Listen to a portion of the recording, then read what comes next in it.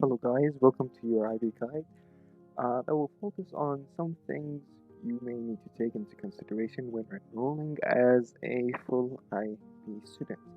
This upload is the first upload that we have made in order to introduce you to the IB program and for you to basically check it out and see if the IB suits you um, and if you're really capable of undergoing such a challenge um, in your high school years.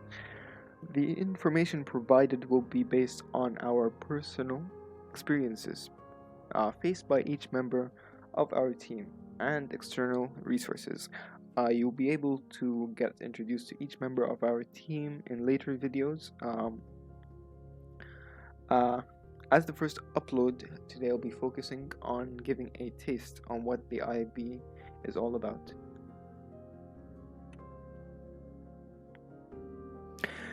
The contents that will be covered include the basic requirements to enroll, passing requirements from the IB, and how we will be assisting you through your 2-year journey as an IB student. Moving on to part 1 out of 3, the basic requirements. The most basic requirement of the IB is to enroll in 6 IB subjects over 2 years with at least 3 HLs and a maximum of 3 SLs. Otherwise, you could enroll in IB subjects/courses and merge it with another program like American Diploma. After you have chosen your IB subjects, you will be required to take IB examinations in each of the 6 subject areas, as well as an internal assessment for each subject or an individual oral if it was a language subject, which will be dealt with in further detail in the upcoming uploads. Moving on to the core subjects, which is the extended essay, TOK, and CAS. The first component is an original extended essay of approximately 4,000 words that needs to be completed within 2 years. A planning document called the RPPF, which will be explained in later videos, will also be required to be submitted with the final report. The TOK comprises of 2 components, one being the oral presentation and the other being the essay. Since most of you are graduates of the year 2022 onwards, the oral presentation has been changed to a TOK expedition, which is much like the personal project expedition at the end of the MYP program. Much like the MYP, you are also required to participate in CAS, which stands for Creativity, Action, and Service, and a minimum of 150 hours is required, with 50 for each letter in CAS. Additionally, a CAS project is required. The CAS project must last for at least a month and must be collaborative, which is why we created this YouTube channel as an example of an CAS project that could be used.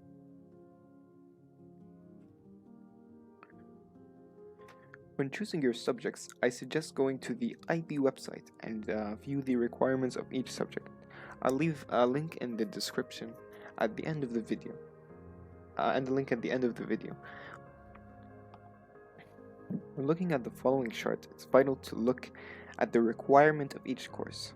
For example, if you cannot access a business, then rather than taking business HL, in which a mandatory interview is required, you may opt for business SL. From the chart, it is seen that it's not a requirement. From the chart seen, it is not a requirement to choose one of each subject. For example, you could choose 2 sciences and not do any arts, or do 3 sciences and not do arts, or individuals and societies. What is mandatory, however, is to choose at least 2 languages, science and mathematics. It's even possible to choose 4 HL subjects. However, it is mandatory to choose a maximum of 3 SL subjects. So basically, you cannot choose 4 SL subjects and 2 HL subjects. That will not count as as a full IB course.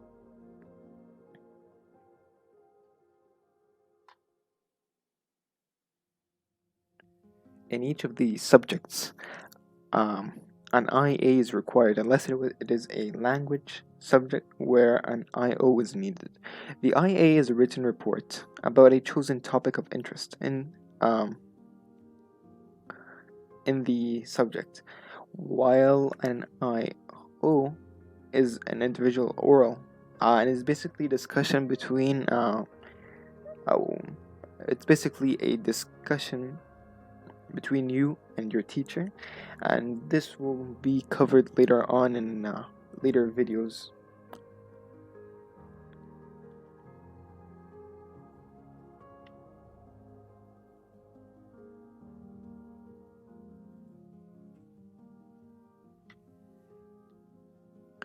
Now we move on to part 2, passing requirements.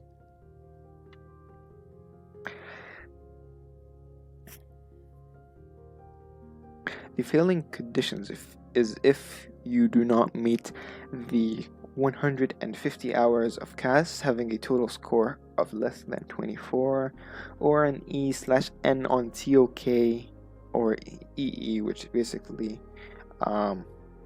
means that the IB will look at this chart, this matrix, and then they will see.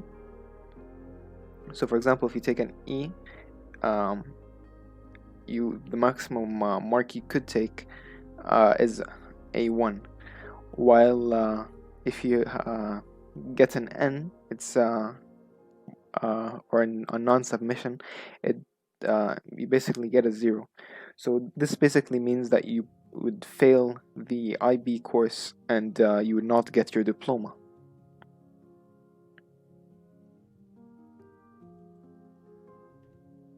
So in addition, I suggest that you read these limits regarding the grades for the exams. So for example, if you take a 1, you would not get your diploma if you score 2, 3 or more times, etc. And also read the requirements for the HL and the 4 HLs and 2 SLs. So for taking an extra HL subject in the IB diploma.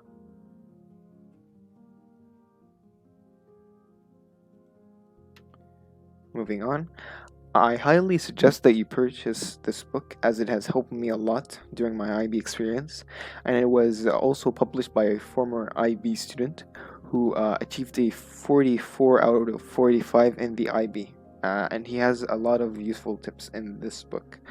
In fact, I purchased this book before enrolling in the IB in order to grasp more subtle understanding of the course, and it has really helped me. So now we move on to the final part. How will we be assisting you? We will be assisting you in many ways, including video tutorials on Microsoft Excel, which is required for the IAs. We will basically show you how to create mathematical models and scientific analysis. We will also be explaining the minimal requirements for the IA, as well as advanced tips on how to score a high score. In our later videos, we will explain what TOK is and how to start off your extended essay. Towards the end, we will explain some study tips and some syllabus topics if required.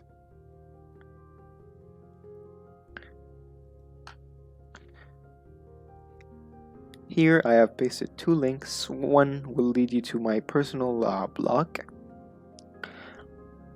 where I share week-to-week updates and tips, while the other, I have pasted the link to the IB webpage. Both can be found in the description as well. If you have enjoyed this video, please don't forget to like, share, and subscribe, and click the notification bell to be alerted when we make a new upload. Thank you.